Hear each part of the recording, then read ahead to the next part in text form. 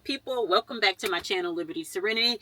If you are new here, I am Tracy, and I am a 50-plus married solo van lifer. I'm traveling the country in my self-converted van, Nina Simone, because that is my birthright. One of the many questions and helpful comments and supportive comments that I always get is about my safety, particularly as a Black woman.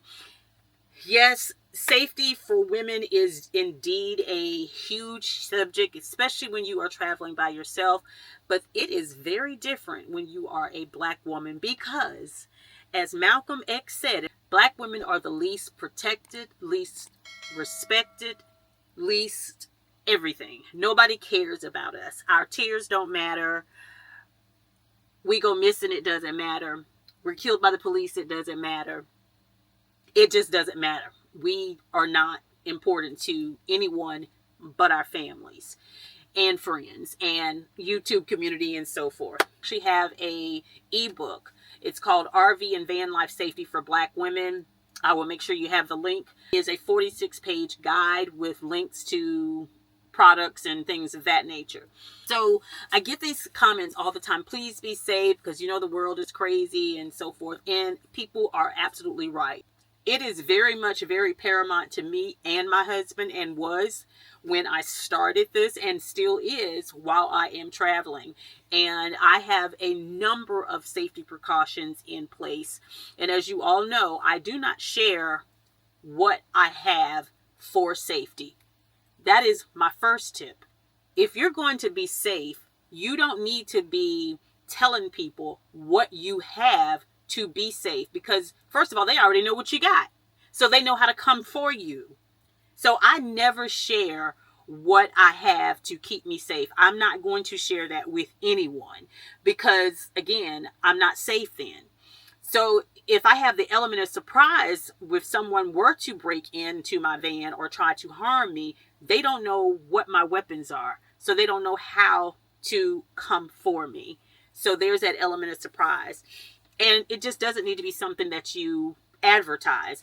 I never understood why when people would put security systems in their homes, why they would have this big old sign out there that says ADT protects our home. Well, folks, when they know that it's ADT, they will go and figure out how to break into ADT security systems. You already gave them part of the way to get into your home. So you will never hear my husband and I talk about what we use to protect our home, and you will not hear me share major things that I use to protect myself, okay? If you got a gun, that's your business. If you got a knife, that's your business. Yeah, we know most people have pepper sprays. We know most people have the little alarms and things like that. Those are deterrents so that you can get, so, you know, we have, but the big things, that's your business. Don't share it with anybody. The second thing that I use and has not failed me yet is my instinct. If my instinct says it don't feel right, it ain't right. If my instinct says they're not right, they ain't right. If my instinct says go, I'm not asking any questions. We will ask questions later. I'm out. I also do not second guess my intuition. I used to before I learned to trust self. The way you learn how to trust your intuition, your instinct, your higher self, your gut, the Holy Spirit, whatever you want to call it, is that you have to learn how to trust yourself. And that is an unlearning process in and of itself, because this country teaches you to abandon yourself. So if you've abandoned yourself, you don't know yourself. And if you don't know yourself, you can't trust yourself. I've been on this healing journey for a long time. A long time. 2009 was when I can actually really put a date on it.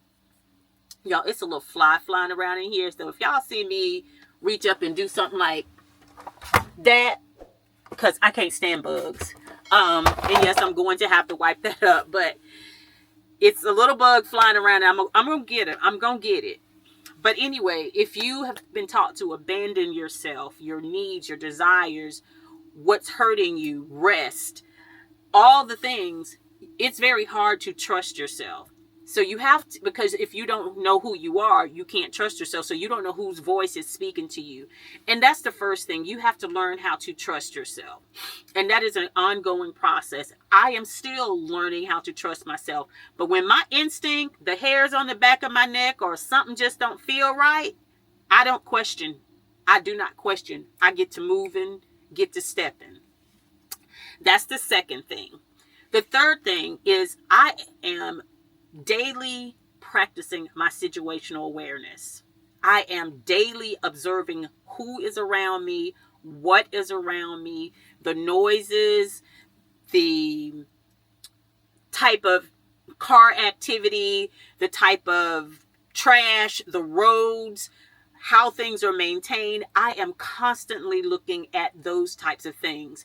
And that is very, very important, because if you don't know who is around you, you don't know that that particular car that was at the grocery store is actually following you, because you never paid attention to that white Toyota Camry or Corolla or whatever it is, and who is actually driving it and who is with the people. Let me give you an idea of what I'm talking about. I went to Sephora last week because I was out of my wrinkle release cream. I use a serum. Again, y'all, I ain't about the being young. I'm about aging gracefully, and I want my skin to be plump and all the things. At any rate, there was this woman who it was like she was following me around the store. It was just odd that she kept looking at me. But when I would catch her looking at me, she would turn away. So I got my item and I went out the store and I went to my van and I watched to see if she was going to come out after me. Sure enough, not even 10 minutes. But what I did notice is she didn't look at my van. But what I did, because I'm going to let you know that I know that I see you, I crunk up Nina Simone. I drove right in front of her, took a picture of her tag and her. And there was a man that was in a car that was sitting right beside her, a little black Nissan Sentra. He was, based on his height, he was probably about 5'6". He was not tall. He was probably about 440 something pounds. He had a little receding headline. Y'all, this is the information that I am looking at when I am passing people. Because if something pops off, I need to be able to identify people. I don't know what he had on, a white t-shirt, but I don't know what kind of pants he had on. But it was just odd because he was just sitting in the car. And I thought they were together, but they were not together. At least if they were together, they didn't leave at the same time. But I took a picture. I don't know if she saw me taking a picture or not, but I don't care. I'm going to protect Tracy. Okay? And some people are like, that is private. Well, I don't know if she was trying to harm me. So if something popped off, if she was following me, or if I saw her somewhere, I can at least have a record of the fact that I saw her at this day, on this time, at this place. This is what she was driving. This is what she looks like. This is her tag number. This is her make of her car, make and model of her car. I'm going to have some information on you. That is situational awareness. I am observing what is going on around me. And what I also did is I let her leave first. And when I left at a totally different exit and went a totally different way. Stopped and went to a gas station, made sure that nobody was following me, and then went on about my business. Situational awareness. It's very important, because once you have situational awareness, now you can start to think, okay, if something pops off, what can I do? How can I get out of this? Who do I need to call? Do I need to call anybody? And all the things. Situational awareness. And again, I am daily working on it. Some days I'm not as good as I want to be, but situational awareness has been key for me. I think that was number 3. Number 4 is, and I know this is going to sound crazy, is that I just use common sense. But I know what people say, if common sense was so common, everybody would have it. But you do have to use common sense. You do not put yourself in a situation where you're going to be a target. You don't do things that are going to make you a target. For instance, we are women. If you are traveling solo as a woman, your van should be as unisex as possible. You can keep your living area as bougie and as girly as you want, okay? But that cab area where people can see inside your van while you are driving needs to be as neutral as the day is long. Y'all, I wanted to put me a cute little thing up there, and I was like, no, because then they would know I'm a woman. I also wanted to do something on the outside. Then I was like, no, they would know that I'm a woman. My van looks plain and ugly on the outside for a reason, because it keeps me safe. On the cab area, it keeps me safe. There is nothing up there that would tell you that I'm a woman. Nothing. Even the colors, gray and brown, there is nothing that you would know that I am a woman. Those are things, common sense, because we know that women are targets. There are predators who are looking for women for sex trafficking, and all sorts of things, or simply just to unalive many of us because they're evil. So don't make yourself a target. That's, again, common sense. I think this is number 5. I should have written this down. When people start to ask me questions, which I don't get a lot of questions, honest to goodness, and I don't know if it's because I don't put myself in a position where people ask me questions. Somebody did ask me if I was alone, and I was like,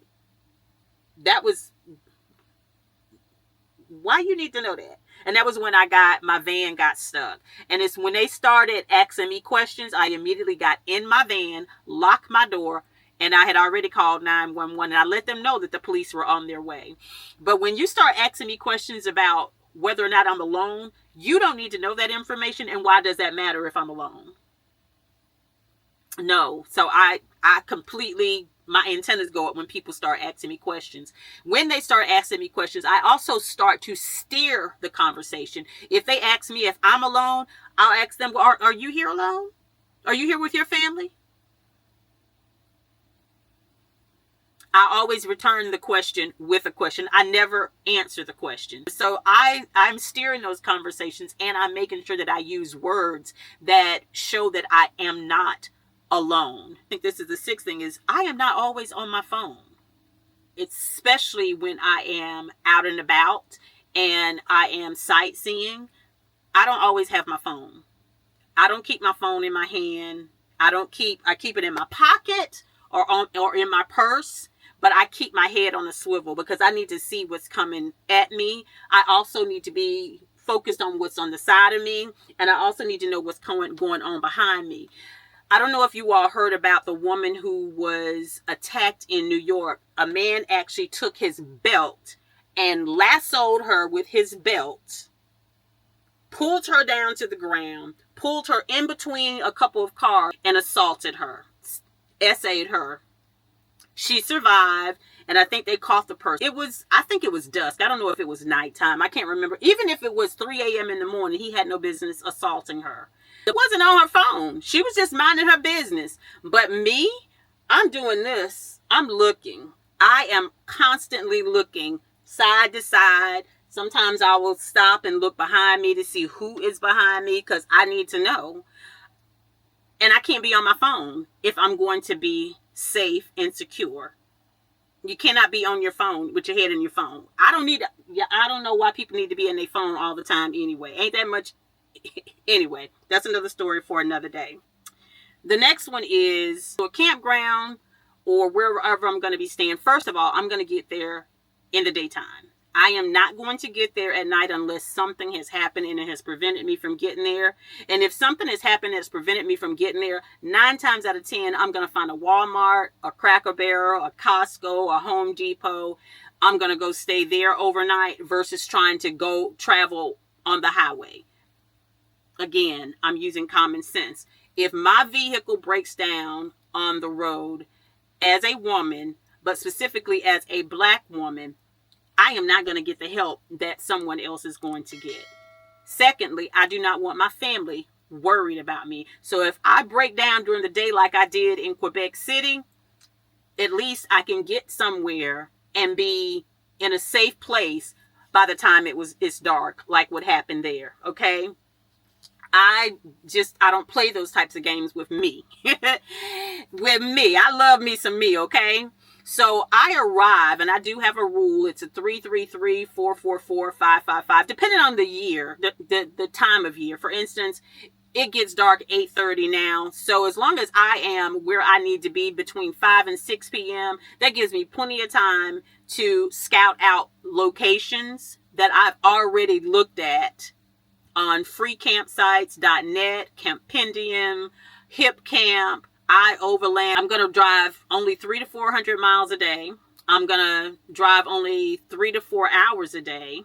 I need to arrive between 3 and 4 o'clock p.m. That is the 333-444 rule.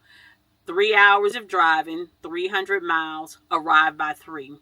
400 miles of driving, 4 hours of driving, arrive by 4. Now you can create your own rule. That is a rule that I like to keep for myself because, one, it keeps me alert.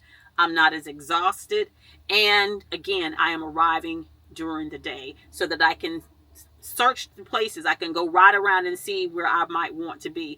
I'm looking to see if they're dead ends. I'm looking to see if it's an easy way out. I am looking to see if it's a maintained area, because maintained areas mean that there's going to be less police control. If it's an unmaintained area, you can best believe the police going to be around there trying to bother somebody. So I'm looking for areas like that. I'm looking to make sure it's clean. I'm looking to see what type of activity is going on. I'm looking to see how the people are interacting with one another, how they are moving throughout that area. So I look at all of those things. Once I arrive and I have made a decision where I am going to stay, I arrive at my place, campground or boondocking site, right before it gets dark or right as it is dark. And I turn off every light in my cab area. I turn off my camera. I turn off my my tire pressure system. I turn off my navigation system. And the reason why I do that is because I don't want them to see my face.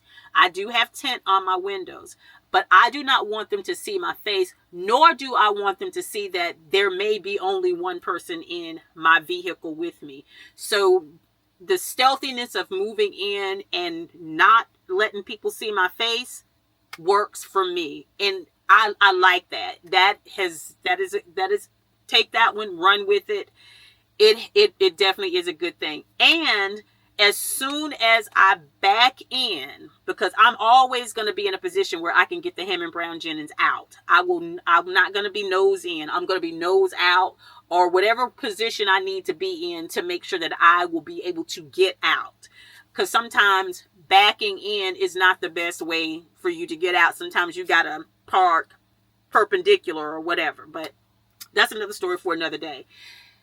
Once I get backed in and everything, and before I even get to that site, I make sure my propane is already turned on, so I do not get out of Nina Simone once I get to where I'm going to stay. You will not see me. You will not see me. Nobody will see me. They will not know who is in it. They will not know who is in this van. Everything is already set for me to use. If I forget to turn my propane on, so be it. I'm going to be eating cookies or whatever, but I'm not getting out this van. Period. Okay? Not going to do it. I pull my curtains in my cab area. I make sure all my doors are locked. And I make sure there is no light filtering from my cab area into my cab, from my living area into my cab area, with making sure my curtains are pulled securely. I have a way that I fix my curtains so that you cannot see any light coming from the back of my van.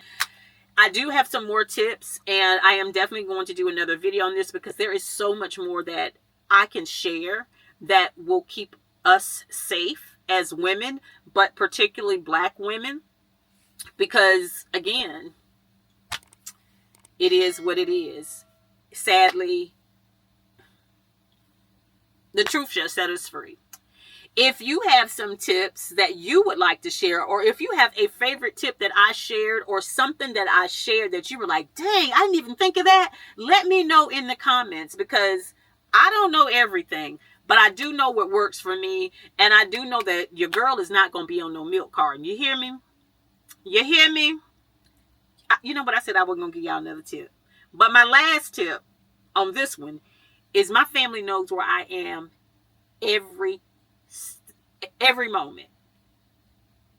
Every moment. Life 360 is a beautiful thing. When I get to my site, immediately they get a message from me. And if for some reason my phone isn't where the cell signal isn't working, I send an email or I call, or both. They're gonna know where I am at all times. If they don't know specifically where I am, which would be very rare for them not to know exactly where I am, unless, moving around during the day where I'm going from one place to another place. And even then, if I'm going sightseeing, I'll tell them I'm going to ABC place and I plan to be there, and I will let you guys know when I leave. I want them to know where I am, because if anything happens, people need to know where to start looking. That's the last tip. But again, I do want to hear what you have to say about it. And I hope this has been helpful. I'm going to do the next video with the other tips as well. But there's way more in the RV and van life safety for Black women ebook. Again, it's 46 pages. I would encourage you to get that. And it is specifically for Black women because of a lot of different things. I'm not going into it. You already know, especially if you're a Black woman. If you're not a Black woman, you know too. You may not want to admit it, but you know. And anywho, I hope you guys have a great one, and I will see you all in the next video, which will probably be about safety, or maybe it won't be about safety. You'll have to stick around to see. So make sure you set your notifications so you'll know when I upload my next video. Love you all. Take care.